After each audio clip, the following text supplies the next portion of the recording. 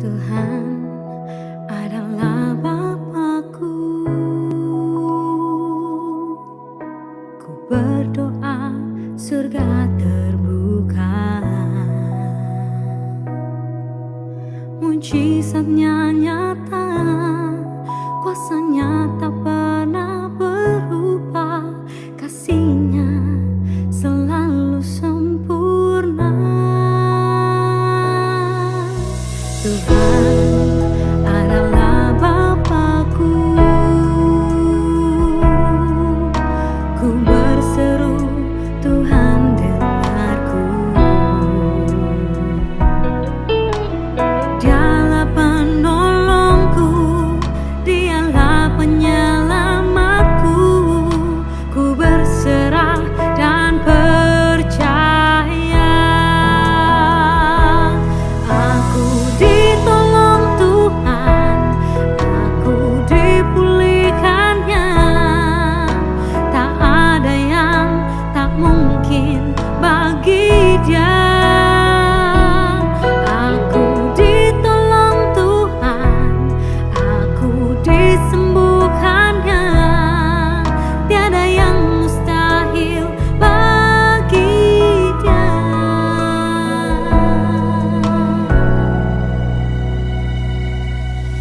Tuhan adalah Bapakku. Ku berseru, Tuhan dengarku. Dialah penolongku, Dialah penyelamatku. Ku berserah dan percaya. Aku ditolong Tuhan, aku dipulihkannya. Tak ada yang tak mungkin bagi Dia. Aku ditolong Tuhan, aku disembuhkannya. Tiada yang mustahil bagi Dia. Saat aku berdoa dalam nama Yesus, kuasanya bekerja dalam nama Yesus. Aku disembuhkan, aku diberkati, aku terima mujizat dalam nama Yesus.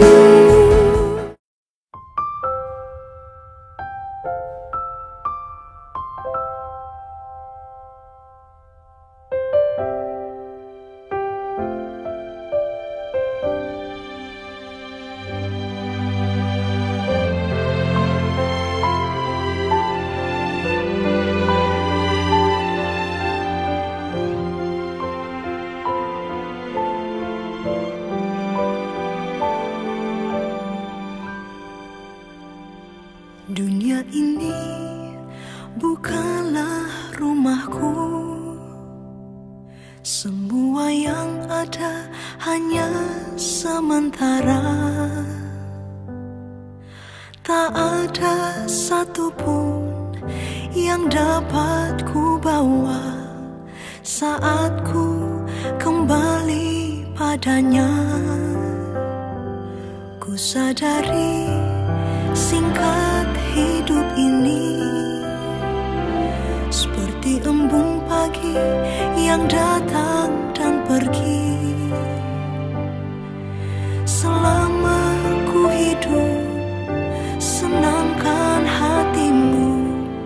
Ku yakin kembali padamu.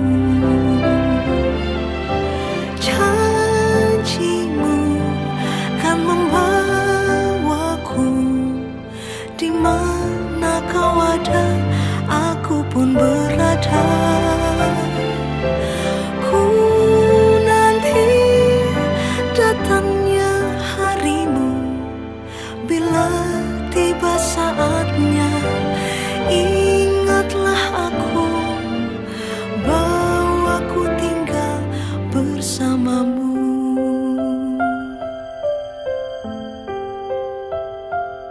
Ku sadari singkat hidup ini seperti embun pagi yang datang dan pergi. Selama ku hidup, senangkan hatimu. Ku yakin kembali padamu. Janjimu kan membawaku, di mana kau ada, aku pun berada. Ku nanti datangnya harimu, bila tiba saatnya, ingatlah aku, bahwa ku tinggal bersamamu.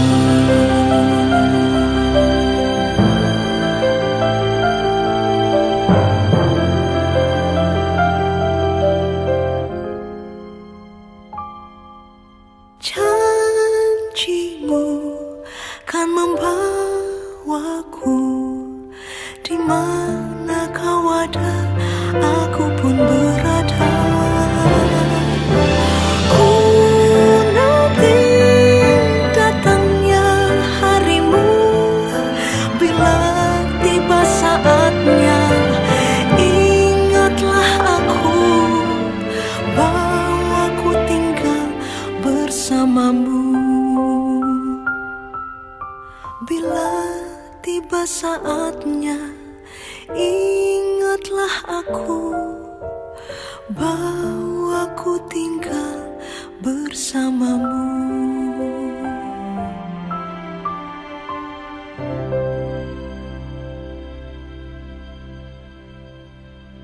Shalom, saudara sekalian. Kita tidak terasa kita sudah sampai di tahun yang baru.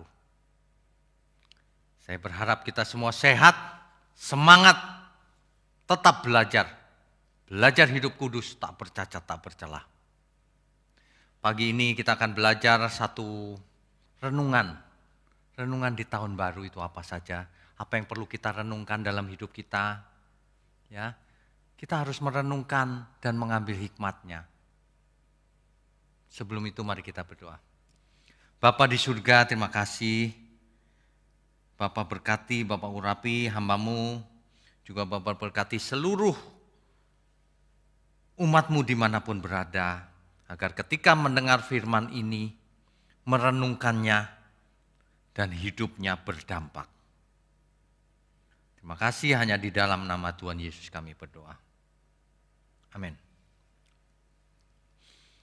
Bapak Ibu Saudara sekalian, ketika kita menyambut tahun baru, banyak orang di seluruh dunia menyambutnya dengan semeriah-meriahnya. Sebenarnya apa sih yang disambut? Adakah sesuatu yang baru malam itu? Apa? Kenapa semua orang bersemangat menyambut tahun yang baru itu?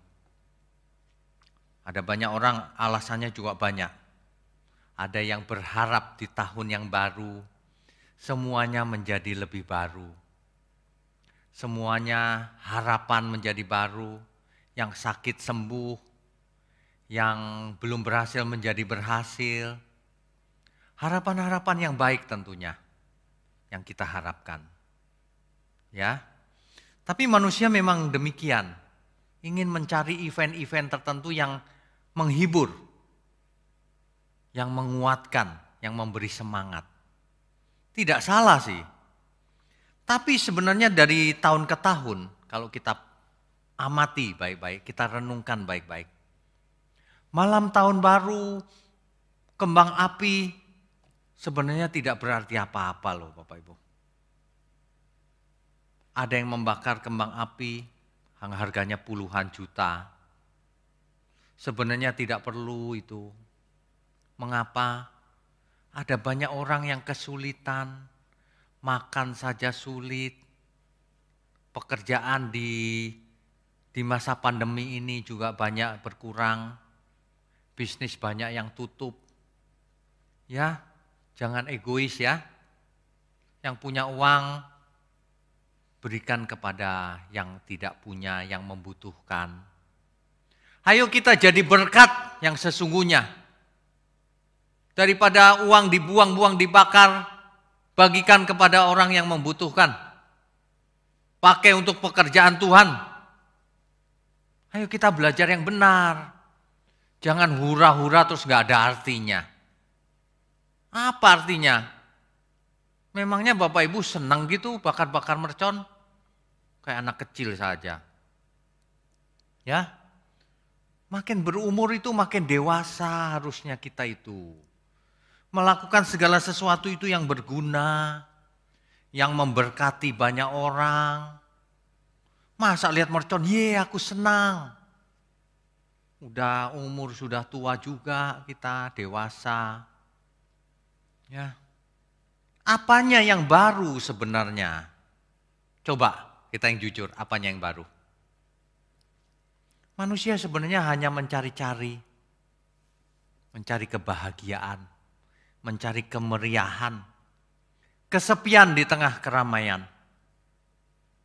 Setiap hari kan kalau kerja itu kan bangun pagi, berangkat kerja, malam pulang sudah capek, besok mesti berangkat pagi-pagi lagi.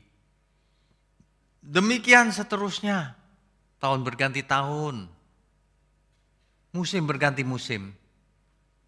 Tidak terasa rambut makin memutih dan umur pun bertambah. Tidak terasa umur kita semakin tua. Hidup ini cuma begitu. Kalau ada yang sukses, banyak masalah juga. Orang makin kaya belum tentu makin bahagia loh. Makin kaya makin banyak masalah.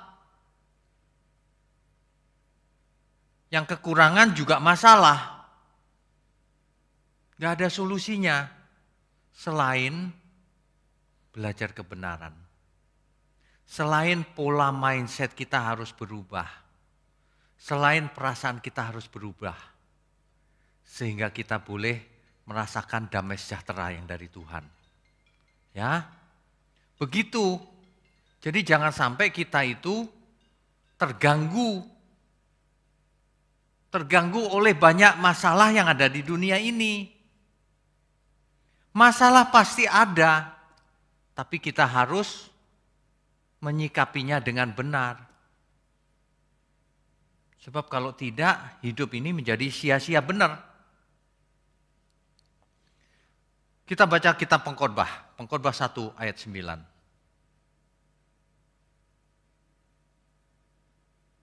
Pengkhotbah pasal 1 ayatnya yang ke-9. Pengkhotbah ini ditulis oleh orang yang luar biasa loh. Di ayat 1-nya jelas tuh. Inilah perkataan pengkhotbah anak Daud, raja di Yerusalem. Raja yang menulis rupanya. Ayat 9. Apa yang pernah ada akan ada lagi. Dan apa yang pernah dibuat akan dibuat lagi. Tak ada sesuatu yang baru di bawah matahari. Sebenarnya kalau tahun baru yang baru juga cuma kalendernya yang baru. Manusia kita belum tentu. Semua juga berjalan begini adanya. Semuanya ini sia-sia kata kitab Pengkhotbah. Banyak orang tidak bisa membaca kitab Pengkhotbah dengan benar. Dalam image mereka, dalam persepsi mereka, kitab Pengkhotbah itu kitabnya orang sia-sia katanya. Frustasi. Padahal bukan. Harus baca kitab ini sampai habis. Ya. Jangan berhenti di tengah. Kalau berhenti di tengah tentu saja kitab ini mengisahkan ketragisan hidup manusia. Saya bacakan ayat 11. Kenang-kenangan dari masa lampau tidak ada. Dan dari masa depan yang masih akan datang pun tidak akan ada kenang-kenangan pada mereka yang hidup sesudahnya. Bapak Ibu coba bayangkan orang-orang yang kita kasihi, sebagian sudah tidak ada, sebagian sudah dipanggil Tuhan. Apakah kenang-kenangan kita setiap hari mengenang mereka? Tidak, sibuk bekerja, sibuk dengan pekerjaan. Apalagi kalau nanti kita pun mati, keturunan berikutnya tidak akan mengenang, tidak kenal. Bahkan kuburan kita pun suatu hari bisa jadi mall. Tidak ada lagi tulang-tulang, hancur. Semuanya tidak ada lagi. Tapi kitab pengkhotbah ini jangan diartikan kitabnya orang frustasi. Sebab kalau kita lihat di akhir konteksnya itu luar biasa. Ya. Coba ayat 16. Aku berkata dalam hati, lihatlah aku telah memperbesar dan menambah hikmat lebih daripada semua orang yang memerintah atas Yerusalem sebelum aku. Dan hatiku telah memperoleh banyak hikmat dan pengetahuan. Ternyata yang menulis kitab pengkhotbah ini mencari banyak hikmat dan pengetahuan. Kita juga harus demikian. Hidup tidak boleh frustasi. Kita tahu hidup ini sia-sia. Sebenarnya sia-sia bukan sia-sia kalau bersama Tuhan. Makanya cari hikmat, pengetahuan. Ayat 17 perhatikan. Aku telah membulatkan hatiku untuk memahami hikmat dan pengetahuan. Kebodohan dan kebebalan. Tetapi aku menyadari bahwa hal ini pun adalah usaha menjaring angin. Sia-sia juga.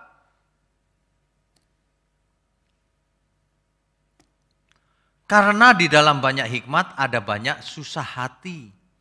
Dan siapa memperbanyak pengetahuan memperbanyak kesedihan. Kalau orang membacanya cuma ini, waduh, ini bisa fatal ini pengertiannya.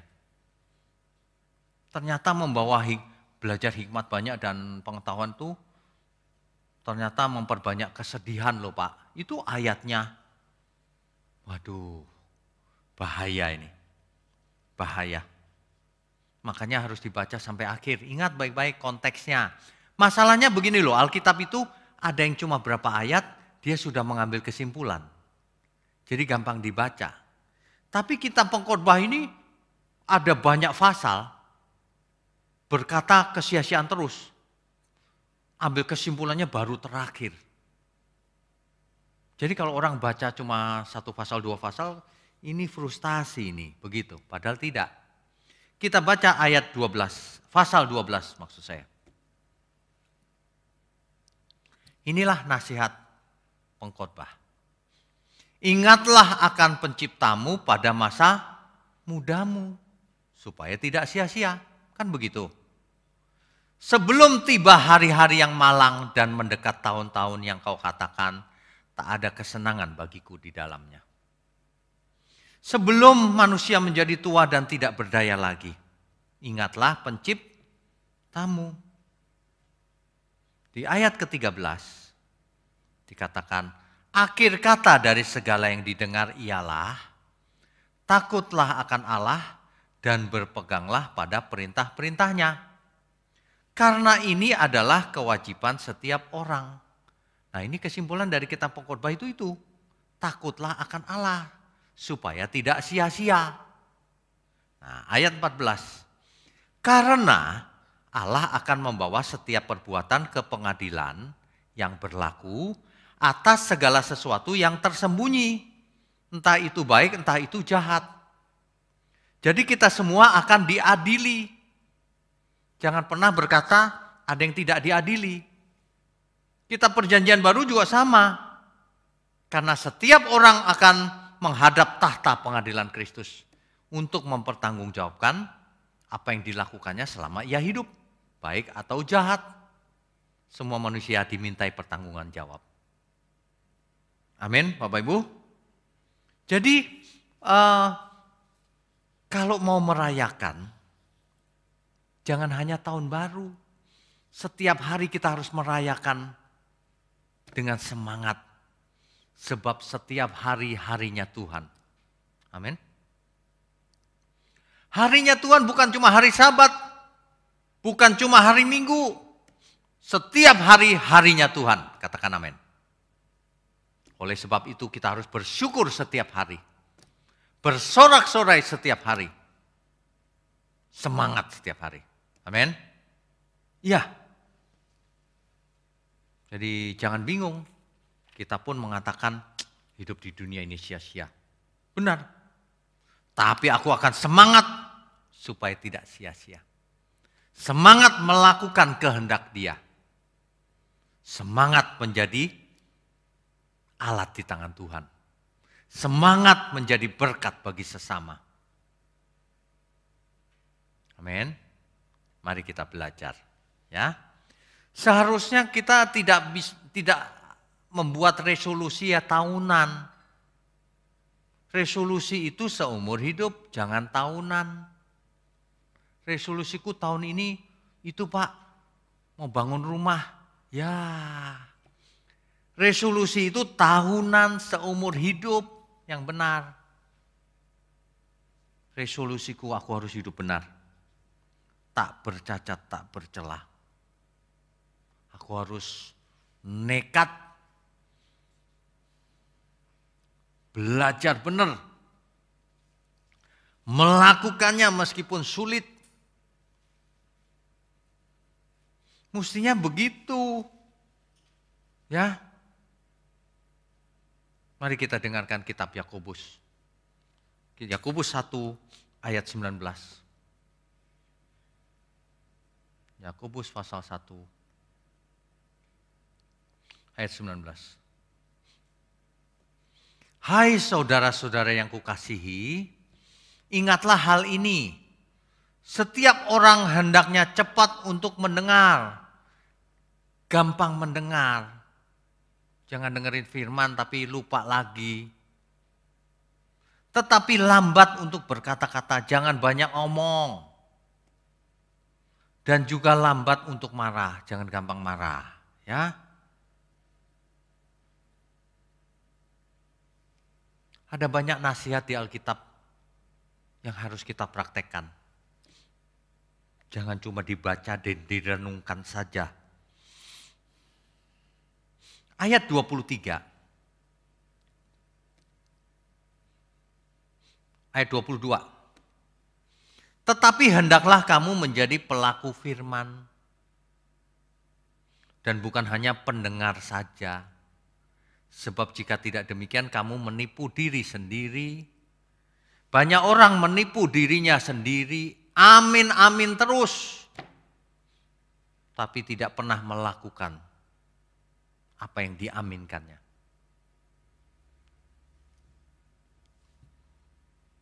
Pada kesempatan ini, kita semua hendaknya diingatkan oleh kebenaran ini.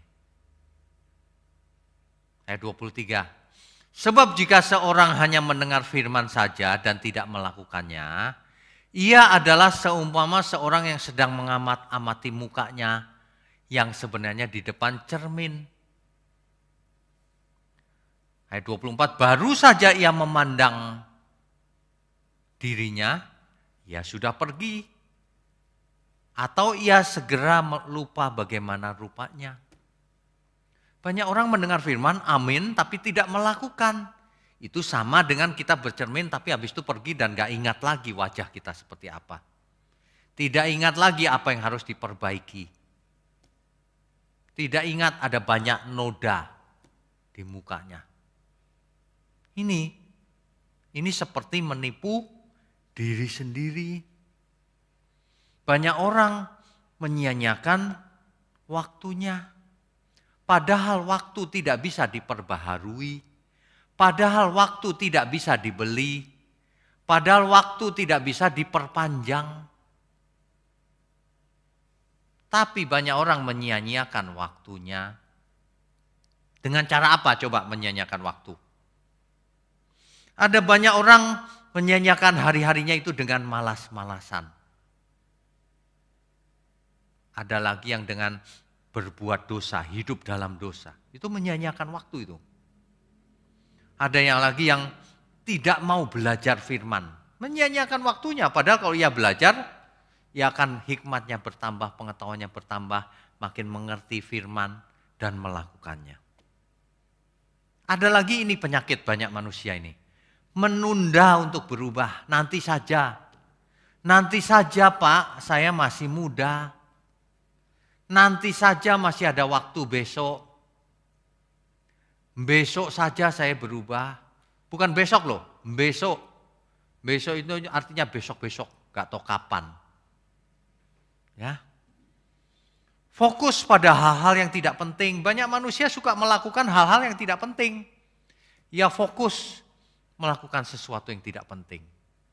Ada orang-orang tertentu yang sukanya memoles-moles mobil. Ini bukan pekerjaan loh ya. Kalau pekerjaannya itu ya nggak apa-apa. Mobil dipoles-poles dari pagi sampai malam. Tapi tidak mau belajar Alkitab. Coba bayangkan. Fokus pada hal-hal yang tidak penting. Kalau mancing seharian dari pagi sampai malam. Tapi mendengar Alkitab baru 5 menit dengar firman, ngantuk Pak. Iya, kalau nonton film seri dari pagi sampai malam, bahkan sampai pagi lagi. Kalau dengar khotbah, baru 1-2 ayat. Gak tahu Pak, saya kalau dengar ayat ngantuk. Memangnya ini obat tidur apa? Itu ketahuan bahwa kau tidak suka firman karena tidak biasa mendengar firman. Kalau orang suka dengan mendengar firman, ia akan biasa dan ia akan melihat dan ia akan mendengar dan ia akan mengerti banyak hikmat. Manusia tidak bisa diubah pola pikirnya kalau tidak lewat firman. Itu sebabnya para motivator itu percuma. Sebab banyak orang semangat ketika mendengarnya. Pulang hilang lagi itu, tidak dilakukan pasti. Ya. Yang lain lagi menyia-nyiakan waktu dengan cara terikat pada hal-hal yang mengikat.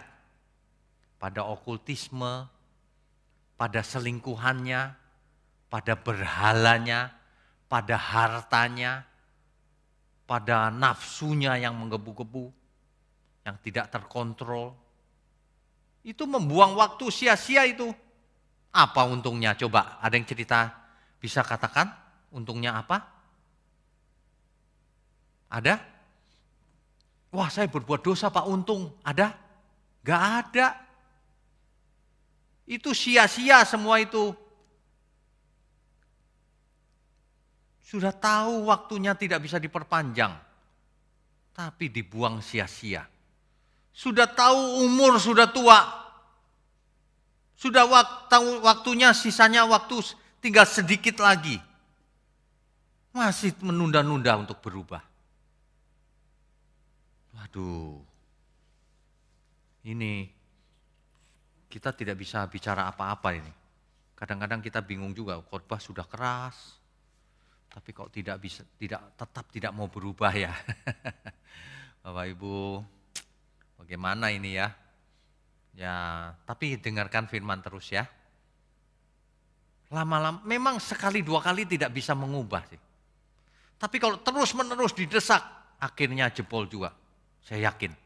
Kalau orang mendengar terus, nekat terus mendengar, lama-lama berubah.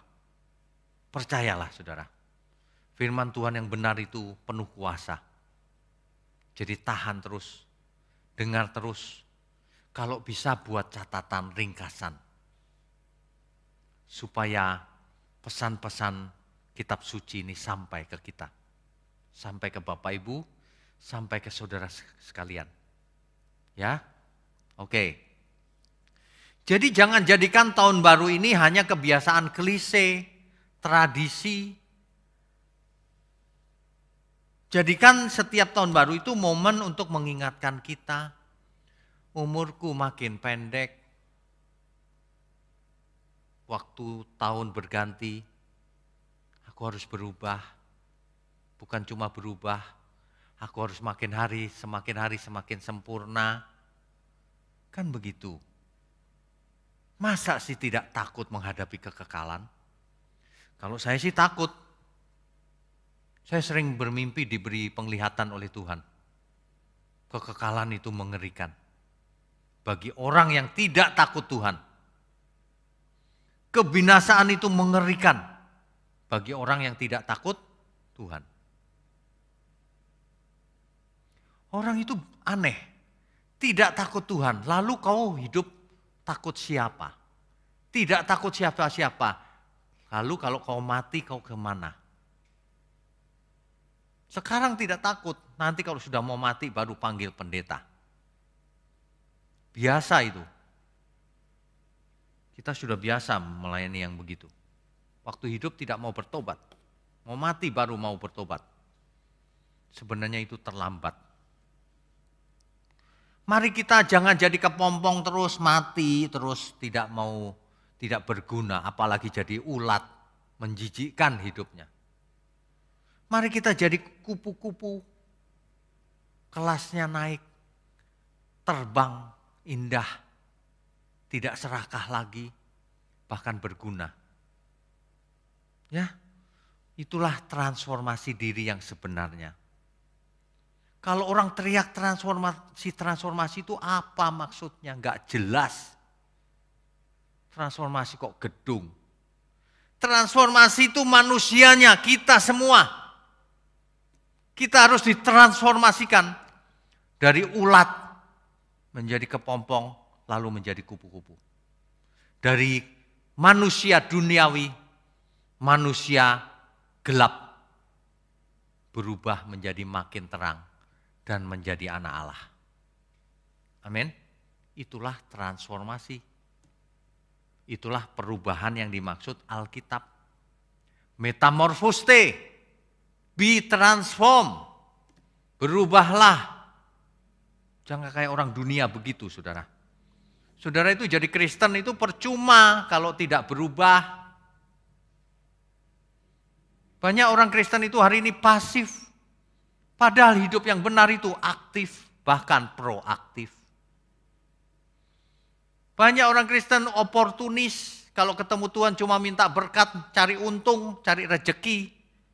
Padahal kalau kita ketemu Tuhan, kita harus mempersembahkan hidup kita supaya dipakai Tuhan. Banyak orang Kristen merasa sudah selamat, padahal tidak melakukan apa-apa untuk pekerjaan Tuhan. Bahkan hidupnya masih hidup dalam dosa. Orang Kristen yang benar itu hidup dalam Tuhan, tak bercacat, tak bercela. Hidup suci, bukan merasa selamat, tapi mengerjakan keselamatan dengan takut dan gentar. Seperti Rasul Paulus, aku melatih tubuhku, aku melatih hidupku, supaya ketika aku sudah selesai berkhotbah mengabarkan Injil, jangan aku sendiri ditolak oleh Tuhan. Begitu, jangan merasa sudah selamat. Ada lagi yang merasa punya hak untuk menuntut Tuhan. Yang punya hak itu Tuhan, kita tidak punya hak sama sekali. Jangan suka menuntut klaim janji Tuhan. Ajaran apa itu? Manusia diajarin klaim Tuhan. Kebalik, yang punya hak itu Tuhan. Sesungguhnya Tuhan yang akan klaim kita ketika Dia datang kembali. Untuk apa hidupmu itu? Untuk apa hidup kita selama ini, selama kita hidup? Talenta itu ditanya oleh Tuhan. Dimintai pertanggungjawaban. Amin. Ini bahaya loh, banyak ajaran salah di luar sana sehingga banyak orang tidak menjadi berkat dan hidup tidak berubah. Manusia hidupnya tidak mungkin berubah tanpa firman yang benar. Jadi kalau ada Bapak Ibu yang Kristen udah puluhan tahun, tidak berubah hari ini. Itu artinya firman yang didengar tidak benar. Coba dievaluasi apa yang dipelajari selama ini. Coba dievaluasi, sudah berubah belum kita? Ya, tahun baru, yang penting itu bukan tahunnya yang baru, manusianya yang baru. Haleluya, itu yang diinginkan Tuhan. Soal tahun baru hidup sederhana atau enggak masalah. Ya, Ayo jadi berkat Bapak Ibu. Ayo jadi perpanjangan tangan Tuhan. Ada banyak orang minta tolong, harus kita tolong kalau kita mampu. Iya, jangan pelit. Ya, jangan fokus pada hal-hal yang tidak penting. Jangan mementingkan diri sendiri. It's not about me, it's not about us. It's about Him. Hidup ini tentang Tuhan. Hidup kita yang sebenarnya itu nanti di langit baru, bumi baru. Harta kita yang sesungguhnya itu nanti di langit baru, bumi baru. Yang sekarang ini hanya ujian, hanya perlombaan yang diwajibkan bagi kita. Ya.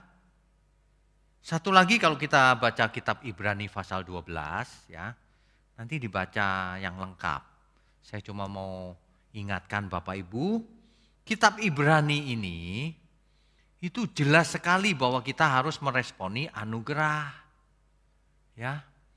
Jangan sampai menjadi pasif. Coba kita baca kitab Ibrani pasal 12. Mulai dari pasal 1 Bapak Ibu. Karena kita mempunyai banyak saksi bagaikan awan yang mengelilingi kita. Marilah kita menanggalkan semua beban dan dosa yang begitu merintangi kita. Dan berlomba dengan tekun dalam perlombaan yang diwajibkan bagi kita. Hidup kita sekarang ini sebenarnya sedang berlomba, disaksikan banyak pihak.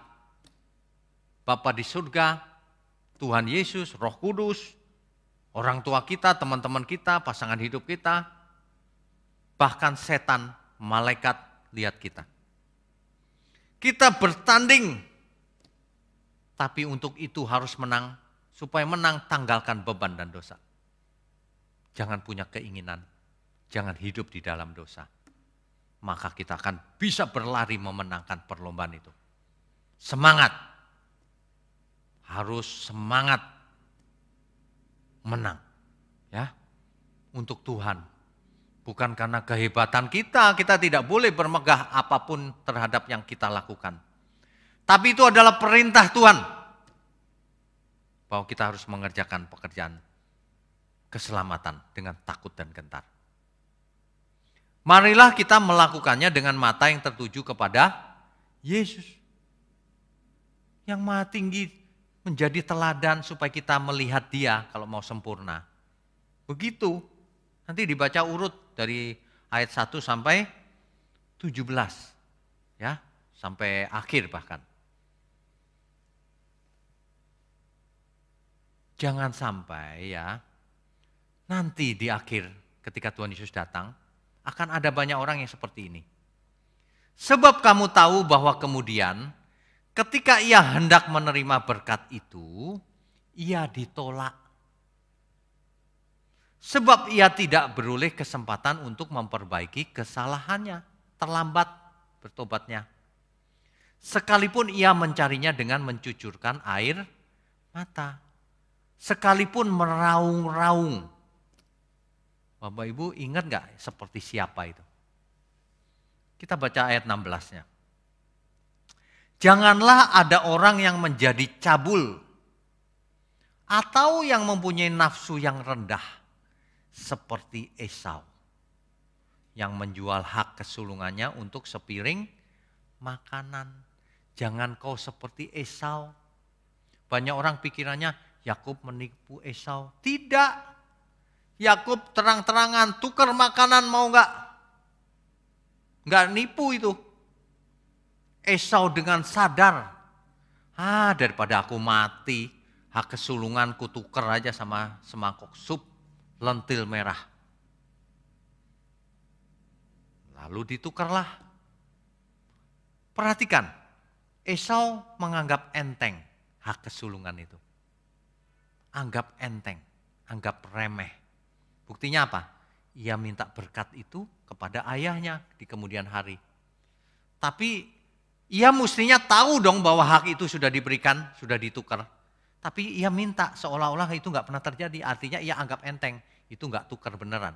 Seolah-olah begitu. Anggap enteng. Ia tidak layak memiliki hak kesulungan itu. Itulah sebabnya Yakub yang lebih berhak memiliki hak kesulungan. Demikian juga dengan kita semua. Kita dikaruniai sulung roh.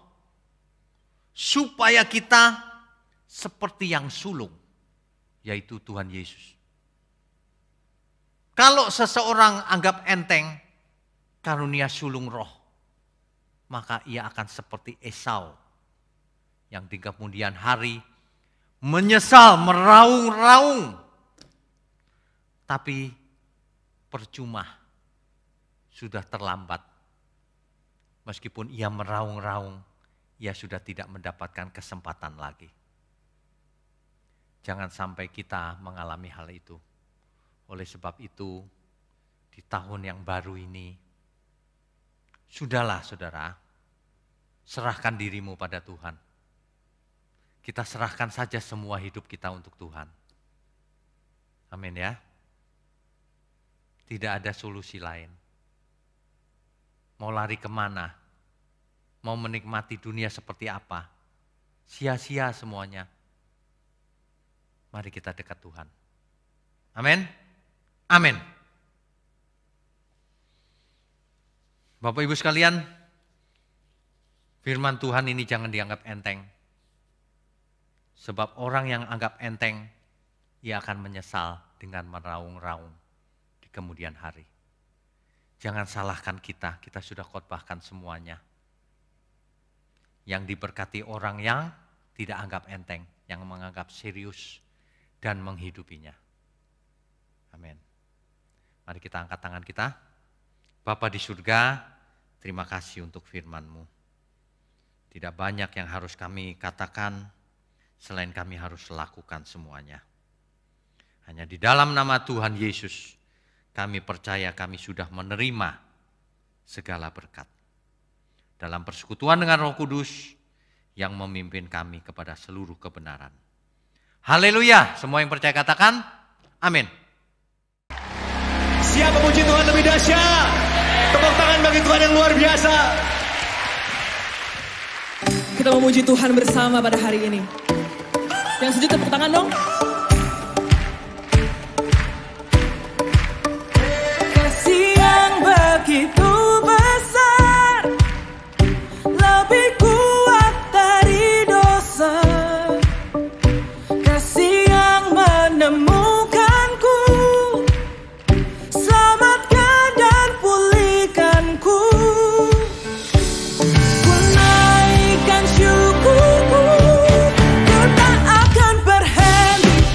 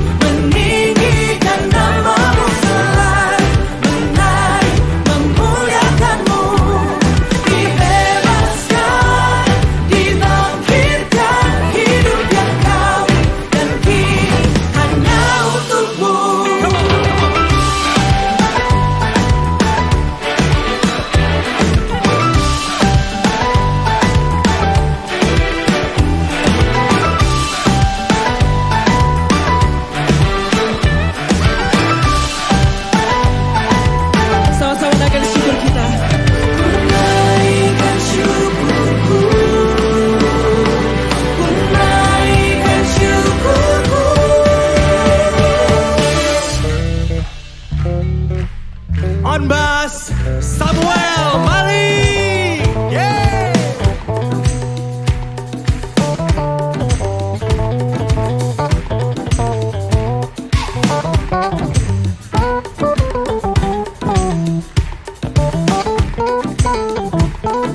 Here we go. Ku tak akan berhenti memuji, meninggikan nama-Mu selalu, menari, memuliakan-Mu. Dibebaskan, dibangkitkan, hidup yang Kau beri, dan kini hanya untuk-Mu. Takkan berhenti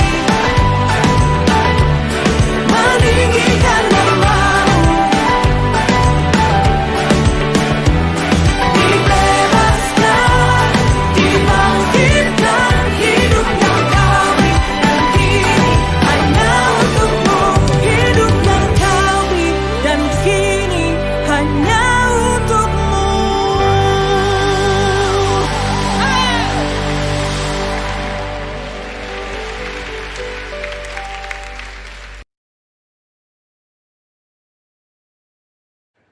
Sekarang, terimalah kasih karunia dan damai sejahtera Tuhan Yesus Kristus, dan kasih Allah Bapa kita, serta persekutuan Roh Kudus menyertai setiap kita, sekarang, seterusnya, dan selamanya.